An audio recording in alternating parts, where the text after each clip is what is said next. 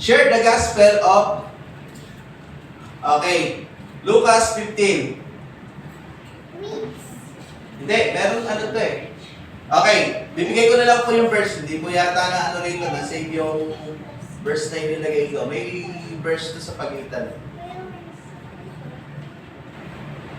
Okay, ito po. Meron yan. 1 Timothy, meron ba yan? Pag wala dyan, hindi na ilagay. Dito sa ano, PowerPoint eh. Babasahin ko na lang po. 1 Timothy 2, 3, 4. Sabi niya rito, ito ang mabuti at nakalulugod sa Diyos. Ating tagapagligtas. Ibig niya, ano po sabi? Ang ibig niya ay maligtas ang lahat ng tao at makaalam ng katotohanan. Amen. So yun po yun, ano, yung missing verse po dyan na nawala. Pangalawa po, share, pakibasa nga po, share the gospel and bring them back to God. Ano yung purpose natin? Kasi alam niyo, ito yung problema natin eh. Minsan gusto lang natin mag-share. Diba? Pagkatapos mo mag-share, wala na. Ayun ba yung paglalapit kay Lord? Hindi. Pagkatapos mo i-share yan, anong gagawin mo? Huhubugin mo yan. Diba? I-shape mo yan. Dadalhin mo yan kay Lord. Kasi bakit? Yung wangis niyan, hindi pa wangis ng Diyos. Ang wangis niyan, wangis pa ng mundo. Kaya kailangan mo yung i-cell group.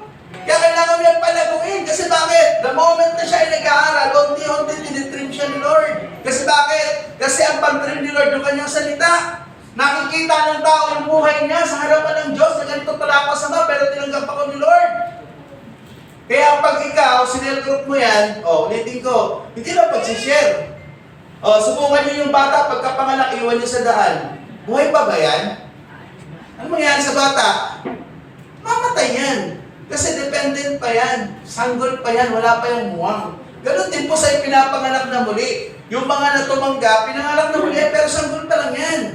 Kailangan ng nurture, ng pag-nurture. Kailangan ng pag-aalaga. At sino mag-aalaga? Dapat ikaw.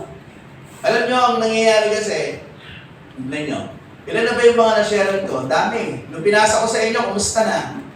Nawala. Kasi hindi continuous. Diba? So, umpisahan lang ngayon, pero hindi siya tawag dito. Parang nagiging pabaya tayo magulang pagka ganun. Na, anak mo yan eh. Kaya nga, ito yung pagkakaiba eh. Pag ikaw yung nag-share, mahalaga sa iyo yan eh. Pag binigay ko lang sa iyo, pwede yung iwan eh. Kaya nga sabi ko, kung pwede lang, ako na lang magpa-follow up. Kaso pag ako nag-follow up, hindi ko kayo hahanapin ng tao, ako po ang hahanapin. Kaya ako binibigay yan sa inyo para makilala kayo ng mga tao, kayo yung maramdaman nilang nag-aalaga sa kanila. Kaya nga mahalaga yung personal na pag-share po natin kasi bakit? Kapag anak mo yan, ikaw yung mag-aalaga. Anak mo natin yan sa pananampalataya. Nakakakilala. Trabaho natin yung alagaan po sila. Yun po yung ano po natin. Baka sabihin naman natin, si pastor, di naman pinuntahan yung, ikaw yung mag-aalaga dyan. I-guide ka lang ni pastor. Kasi yun yung mission po natin. Kailangan matrain tayo nag-aalaga. Hindi pwedeng alagaan lahat ni pastor. Kasi bakit? Madaling mamatay ang pastor kapag ilalagaan lahat ng ano. Kasi, bawat pupuntahan mo, pinakakapi ka. O imagine nyo, kung 20 yan, ipapalo out ko. Naka-20 kapi na ako. Ano mangyari sa akin? Di ba? Nakalatanggihan mo. Kaya doon, ay pastor, natipla ko na yung kape. O di namatay si pastor. Okay. Mahalaga po kasi yung kapag anak mo, ikaw talaga yung mag-aalaga eh. Kasi hindi effective na ipapasa sa iba, sa totoo lang. Iba yung, ikaw yung nag-win, ikaw yung nag-alaga, ang trabaho po natin yan. Sinabi niyo po dyan, sinabi ko sa inyo, magkaroon ka, Lucas 15:7-8, sinasabi ko sa inyo, magkakaroon ng higit na kagalakan sa langit dahil sa isang makasalanan nagsisig tumalikod sa kanyang kasalanan. Next slide, please. Okay, sabi niya po dyan, pakibasa nga po. The word is the key to open people's hearts and minds to the truth. Okay, wala na pong ibang paraan. Iba bang paparaan? Wala na. Nakakapagbukas lang ng puso at isip ng tao yung salita ng Diyos. Kasi very powerful. Yung Holy Spirit kasi ang nagbubukas, tumutulong sa isang tao, sa kanyang isip, sa kanyang puso, na maunawaan kung ano yung nais ng Diyos sa kanya. And the power of the Word of God, particularly, dala natin, gospel, ay very powerful na yung tao ay kumilos yung Holy Spirit sa kanyang puso, sa kanyang isip para ipaunawa sa kanya na siya ay mahalaga, na siya ay importante, na si Kristo, yung anak ng Diyos, ay namatay para sa kanya. Actually, yung unang maiintindihan ng tao yung kahalagahan, mararamdaman mo. At yun yung nagtitrigger sa tao para bumalik sa Diyos. Kasi naramdaman niya, meron pala nagmamahal, meron pala nagmalasakit, meron pala anak ng Diyos na namatay para sa akin. Next, pakibasa nga po yung sumunod. The moment we proclaim the gospel, the Holy Spirit works at the same time. Okay, pag pinoproclaim mo yung gospel, yung Holy Spirit, hindi ikaw yung papaintindi. Tandaan nyo po ano bang tawag dito? Facilitator ka lang. Pinapacilitate mo na yung Word of God, pinapasa mo lang sa Kanya. Ang may trabaho magpaintindi, sino po? Holy Spirit. Kaya huwag kang matakot. Ang importante, i-facilitate mo, dali mo yung salita ng Diyos, ipasa mo sa Kanya. Then, the Holy Spirit ay kikilos sa buhay ng tao para bumukas sa Kanya, para niya maintindihan. Next, yung sumunod na salita. The love of God works in the heart and mind. Okay.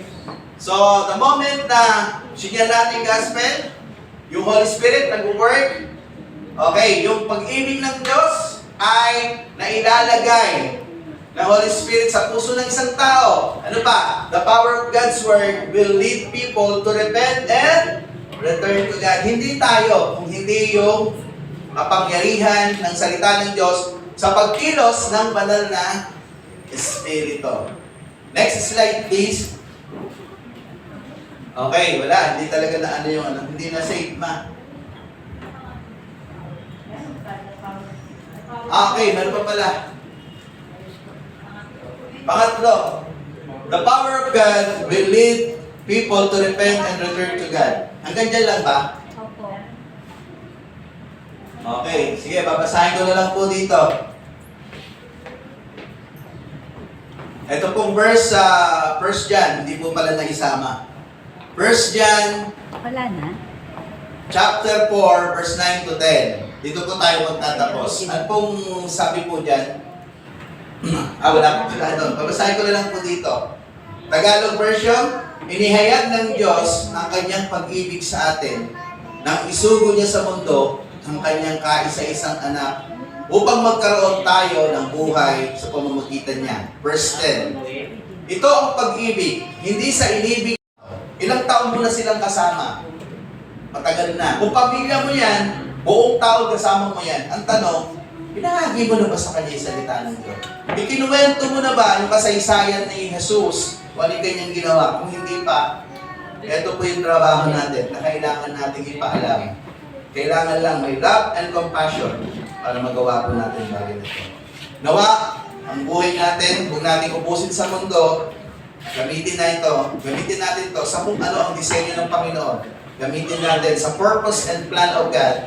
Ito po yung paggamit ng Diyos sa buhay natin para ipagpatuloy ang pagbabahagi ng salita ng Diyos, ang pagdadala ng taong makasalanan, pagdadala ng kaligtasan sa mga taong mga kasalanan upang dalhin natin sila sa Panginoon, sa pagkakilala sa pamilya ng Diyos. Pagpalain po tayo ng Panginoon. Sige po, tayo pong lahat ay tumayo. Ay manalangin. Lord, sa umaga po ito, kami po ay nagpapasalamat sa iyong biyaya. Salamat, Lord, sa katotohanan ng iyong salita. Na kami, Panginoon,